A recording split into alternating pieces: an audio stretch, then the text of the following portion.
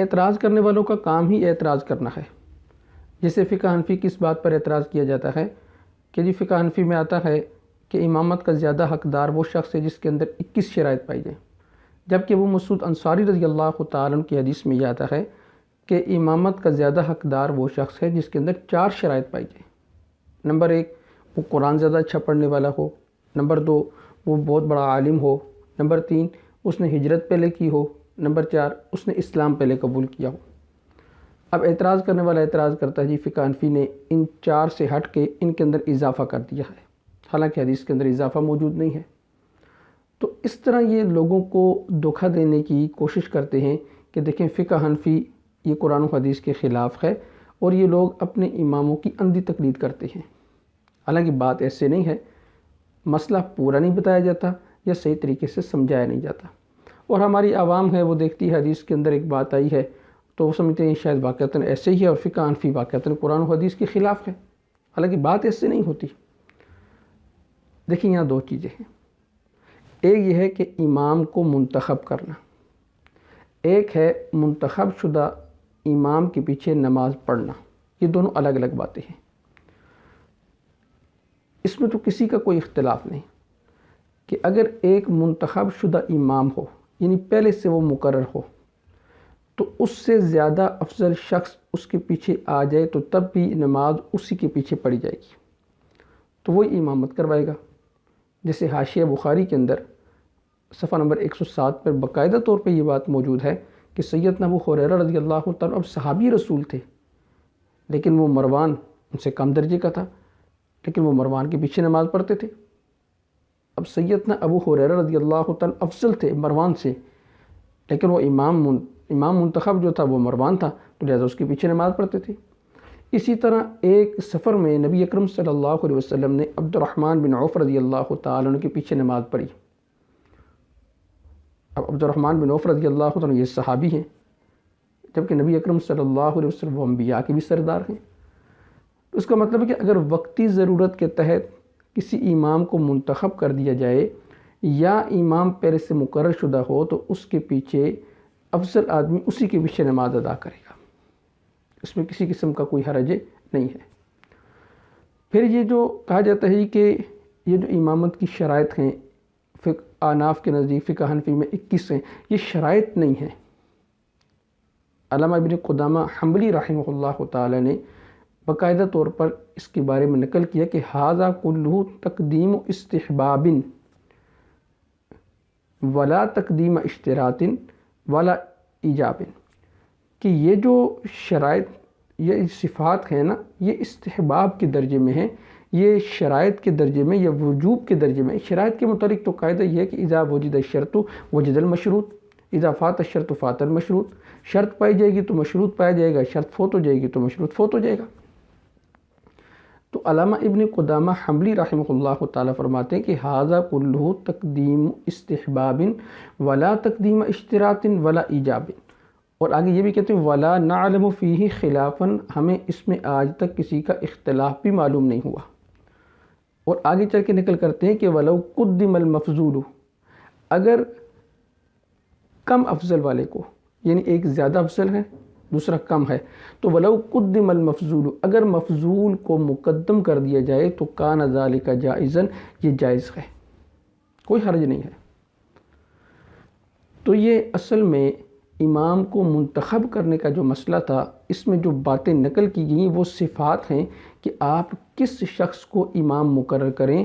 تو فقہ حنفی نے بتایا کہ اس اوصاف کے حامل شخص کو امام مقرر کرنا چاہیے جس کے اندر یہ صفات پائی جاتی ہوں. شرائط نہیں ہیں، صفات ہیں، استحباب کے درجے میں ہیں. اچھا، یہ صفات فقہ حنفی والوں نے اپنے پاس سے نکالی ہیں. فقہ حنفی نے یا ائمہ فقہا نے یہ شرائط اپنے پاس سے نہیں نکالی بلکہ وہ حدیثوں سے ہی نکالی ہیں. اچھا، ابو مسعود انصاری رضی اللہ تعالیٰ عنہ کی حدیث میں کتنی شرائط یا صفات کا ذکر ہے؟ 4 کا نا. نمبر 1 کہ وہ سب سے اچھا قرآن پڑھنے والا ہو، بڑا عالم ہو، ہجرت پہلے کی ہو، اسلام پہلے قبول ہو، یہ 4 ہیں. اب حدیث مبارکہ میں آتا ہے نبی اکرم صلی اللہ علیہ وسلم نے فرمایا اجعلوا ائمتکم خیارکم، تم اپنے میں سے بہترین آدمی کو امام بناؤ. اب یہ جو صفت ہے یہ تو اس 4 میں نہیں ہے. اگر اس حدیث کو غیر مقلد عالم اسماعیل سلفی نے ضعیف کہا ہے، لیکن ساتھ یہ بھی کہا ہے کہ اس کی تائید، اس مضمون کی تائید صحیح حدیث سے ہوتی ہے. اس کا مطلب اس حدیث کا مضمون جو ہے وہ بالکل صحیح ہے. اسی طرح ایک حدیث میں آتا ہے ان اللہ جمیل حب الجمال، اللہ تعالیٰ خوبصورت ہیں اور خوبصورتی کو پسند فرماتے ہیں. تو اگر خوبصورت امام مقرر کر دیا جائے تو حرج کیا ہے؟ تو ائمہ فقہا نے یہ اپنے پاس سے شرائط نہیں نکالی، بلکہ یہ شرائط جو ہیں انہوں نے حدیث سے ہی نکالی ہیں، اور حدیث سے ہی شرائط نکال کر انہوں نے امت کو بتلایا ہے کہ ان اوصاف کے حامل آدمی کو آپ کو امام بنانا چاہیے. اچھا، اگر مثال کے طور پر ان شرائط کی وجہ سے فقہ حنفی پر اعتراض ہو سکتا ہے تو پھر امام احمد بن حنبل رحمہ اللہ تعالیٰ پر اعتراض کیوں نہیں؟ علامہ وحید الزمان نے نزل الابرار کے اندر امام احمد بن حنبل رحمہ اللہ تعالیٰ کی یہ بات نقل کی ہے کہ ان کے نزدیک اگر امامت کی جو صفات حدیث کے اندر موجود ہیں اس میں سارے برابر ہوں تو پھر کس کو امام بنانا چاہیے؟ تو کہتے ہیں کہ نسب، شرافت، تقویٰ و پرہیزگاری کو دیکھ کر ترجیح دی جائے گی. نسب، شرافت، تقویٰ، پرہیزگاری. اب یہ 4 باتیں یہ تو ابو مسعود انصاری رضی اللہ عنہ کی حدیث میں نہیں ہیں، تو پھر جو اعتراض آپ فقہ حنفی پر کرتے ہیں وہی آپ کو امام احمد بن حنبل رحمہ اللہ تعالیٰ پر بھی کرنا پڑے گا. بلکہ ایک اور جگہ چل کے فتاوی علماء حدیث کے اندر ایک اہل حدیث عالم سے سوال کیا گیا کہ امامت کا زیادہ حقدار کون ہے؟ کہا کتاب و سنت کو زیادہ جاننے والا، قرآن زیادہ اچھا پڑھنے والا اور اس پر عمل کرنے والا، متقی، پرہیزگار، خوش خلق، شریف اور زیادہ عمر والا. یہ 5 باتیں انہوں نے اضافی نقل کی. اب یہ 5 باتیں تو ابو مسعود انصاری رضی اللہ عنہ کی حدیث کے اندر نہیں ہیں. پھر آپ کہیں گے انہوں نے یہ کہاں سے زائد کی؟ تو یہ صفات ہیں. یعنی آپ کسی کو امام منتخب کر رہے ہیں تو اس امام کو منتخب کرنے کے لیے آپ کو ان باتوں کا خیال رکھنا چاہیے تاکہ آپ کا امام اچھا ہو. اس بات کو دیکھ کر فقہ حنفی نے وہ صفات نقل کی کہ اس کو دیکھ لیں، نہیں تو پھر اس کو دیکھ لیں، پھر اس کو دیکھ لیں، پھر اس کو دیکھ لیں، پھر اس کو دیکھ لیں، تاکہ ایک اچھا امام آپ کو میسر آ سکے. ایک شرائط، ان شرائط میں سے ایک شرط یہ بھی ہے کہ الاحسن زوجۃ. اب اس پر بڑا اعتراض کیا جاتا ہے کہ جی دیکھیں فقہ حنفی نے لکھا ہے کہ امام وہ ہو کہ جس کی بیوی خوبصورت ہو. اب یہ کون چیک کرے گا؟ اس طرح کے اعتراضات کر کے یہ سمجھتے ہیں کہ شاید ہم نے بہت بڑا اعتراض کر دیا. اب اس کے میں 2 جواب دوں گا، ایک تحقیقی اور دوسرا اپنا روایتی جواب. تحقیقی جواب، یہ حسن عورت کا واقعتاً پردہ ہے، عورت پردے کے اندر رہتی ہے، اس کو کیسے چیک کیا جائے گا؟ بعض چیزیں ایسی ہوتی ہیں جو پوشیدہ ہونے کے باوجود لوگوں کو پتہ ہوتی ہیں. جس سے مثال کے طور پر الاحسن زوجۃ کا معنی اگر صرف یہی کر لیں کہ اس کی بیوی زیادہ حسین ہو، تو ظاہر بات ہے کہ اس معاشرے کے اندر رہنے والی ہے، عورتوں کے ذریعے مردوں کو پتہ چل جاتا ہے، یا وہ اس معاشرے کے اندر بچی تھی پھر بڑی ہوئی، بڑی ہونے کے بعد وہ کسی کے عقد کے اندر گئی ہوگی، سب کو پتہ ہوتا ہے یہ فلاں بچی فلاں کے نکاح کے اندر گئی ہے، تو پتہ ہوتا ہے یہ بچی سفید رنگ کی تھی، سیاہ رنگ کی تھی، خوبصورت تھی، اچھے نین و نقش کی مالک تھی، کس طرح کی تھی. تو یہ معاشرے میں پھر بھی پتہ چل سکتا ہے. تو یہ تو تعصب پر مبنی ہے. جی کون چیک کرے گا؟ میں اس کی ایک مثال حدیث سے دیتا ہوں کہ ہرقل بادشاہ نے خواب دیکھا کہ ایک کچھ ختنہ شدہ لوگوں کے ساتھ اس نے میرے ملک پر حملہ کیا اور میرے ملک پر اس نے قبضہ کر لیا، اس کو فتح کر لیا. پھر نبی اکرم صلی اللہ علیہ وسلم کا جب خط گیا نا ہرقل کے نام، اسلام کی دعوت گئی، تو ہرقل نے سب سے پہلے یہی بات پوچھی کہ یہ بتائیں کہ یہ ختنہ شدہ قوم ہے یا نہیں ہے. اب ختنہ جو ہوتا ہے ظاہر بات ہے پوشیدہ بات ہوتی ہے، لیکن اسے خواب پہ ظاہر کر دیا گیا اس کے اوپر.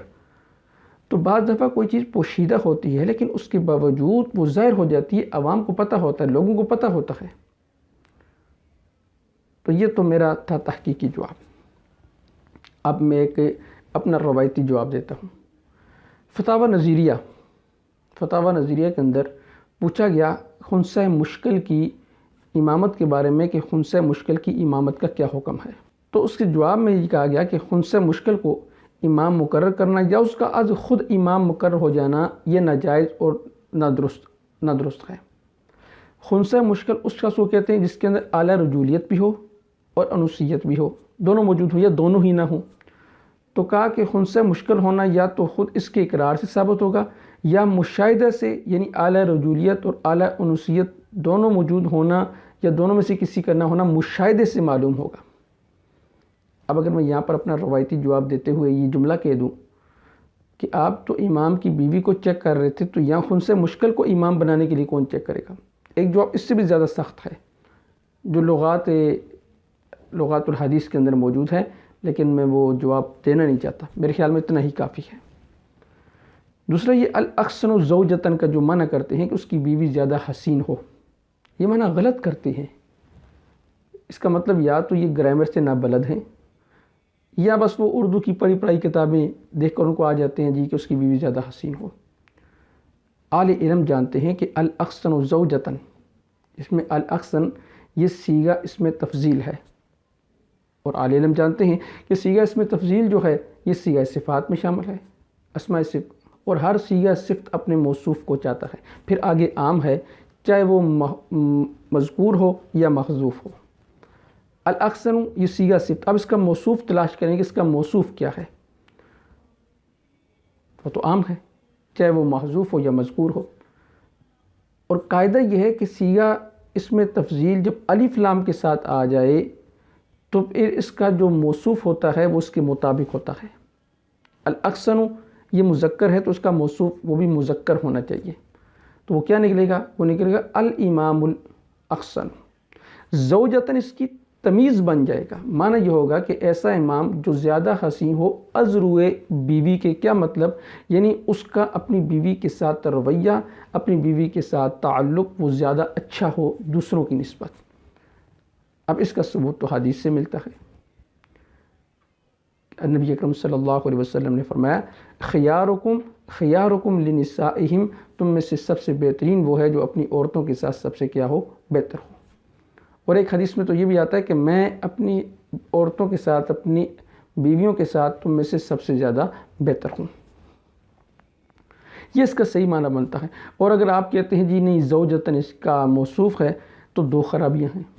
پہلی بات تو یہ کہ زوجتاً یہ منصوب ہے، یعنی اس کے اوپر عام لفظوں میں آپ یہ سمجھ لیں کہ زبر ہے، اور الاحسن یہ مرفوع ہے، اور جو اس کا موصوف ہوتا ہے وہ اس کا فاعل بھی ہوتا ہے، اور فاعل ہمیشہ مرفوع ہوتا ہے۔